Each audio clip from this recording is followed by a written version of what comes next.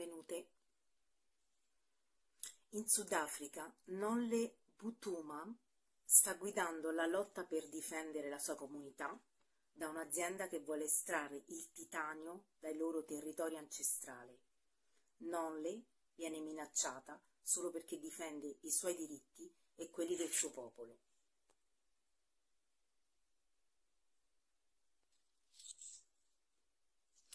In India, Pavitri Manji, della comunità indigena di Adivasi, viene minacciata dalle multinazionali dell'energia che vogliono costruire centrali elettriche sui loro terreni. In Polonia, l'attivista Justyna Wrzynska è stata processata per aver aiutato un'altra donna ad abortire. La blogger irachena Tiba Ali è stata strangolata dal padre perché si esponeva troppo.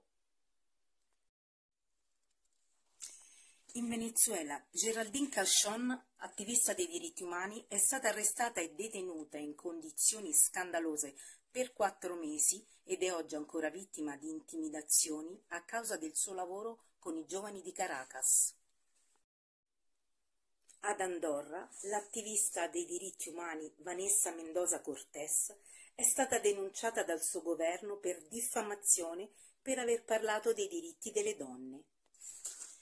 In ogni parte del mondo ci sono donne che vengono minacciate e che lottano strenuamente tutti i giorni per i loro diritti, per i diritti della loro comunità e per proteggere i territori in cui vivono. Loro adesso hanno bisogno di noi. Aiutiamole, parliamo di loro, sosteniamo le associazioni in difesa dei diritti umani, firmiamo gli appelli, facciamolo tutto insieme, sempre, ognuna nel modo in cui gli è congeniale, non solo l'8 marzo, tutti i giorni è l'8 marzo.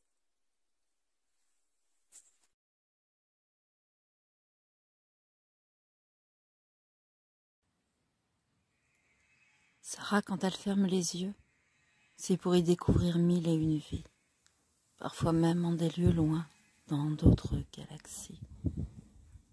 Des fragments de souvenirs lus quand elle était écolière, avant l'arrivée des barbus et de leurs méthodes datées d'hier. Mais dans sa tête, il n'y a pas de barbelés, pas de défense d'entre elles, peut-être princesse, guerrière ou capitaine de voilier, traverser les mers, voire même jouer à la poupée. Barbie en barbecue et Harry tout rôti, des fruits devenus défendus au parfum d'interdit. Les comptines disparues, taxées d'hérésie, mais Mère Michel l'eût cru à leur folie. Un pas de plus, et c'est le pilori. Alors Sarah ferme les yeux pour y découvrir 1001 lieux, de mangroves en oasis, d'astéroïdes en abysse, un grand plouf, pour ne pas être englouti par un système perverti charriant, pensée unique au profit d'une poignée de fanatiques. Parce que Sarah est une herbe folle, de celle dont la sève bout par trop de pression, elle rêve d'être soufflée par éole. Imaginant sa prochaine destination alors si la folie est un passeport et l'audace un voyage, qu'on lui laisse trouver un port qui deviendrait son attache, parce que Sarah ne veut plus fermer les yeux. Sarah veut dire, Sarah veut voir, Sarah veut faire, Sarah s'accroche, s'arrêtera pas, on a trop vu, Sarah ne veut plus, Sarah veut plus libre, plus loin et plus beau. Au croissant de lune, elle voudrait le soleil, quitte à s'en brûler les ailes, mais se sentir vivante, plutôt qu'emmurée dans un quotidien sclérosé, où l'unique pensée voudrait faire taire les rêveurs et en faire des exemples pour quiconque n'aurait pas leur ferveur. Mais Sarah ne veut plus fermer les yeux, Sarah veut dire, Sarah veut voir, Sarah veut faire, Sarah s'accroche, s'arrêtera pas, on a trop vu. Sarah ne veut plus, Sarah veut plus. Et le regard dirigé vers l'ouest. Sarah se rappelle qu'on pouvait être heureux sans avoir à prier un quelconque Dieu.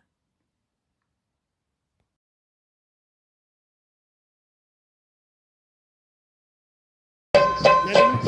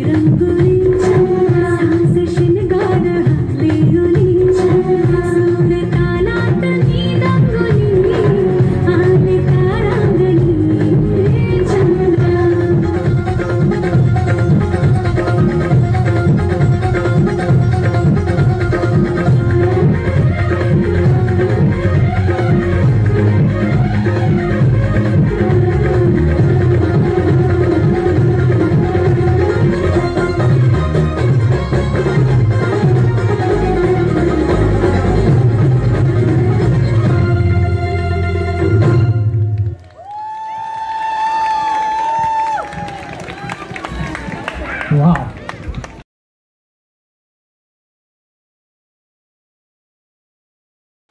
Cette ligne au loin, cette ligne d'horizon trouble te rejoint hors l'image, dans un temps où va ta fuite. La cadence de tes hanches, fugace balancement, et la fatigue du soir contre le ciel étale, courbe l'indigo. Une cité de présages vient de naître, ouvre dans l'invisible de l'instant. Âme suspendue te guide l'œil oblique. Racine morcelée, tu poursuis ta quête. Le passé convoque la vérité.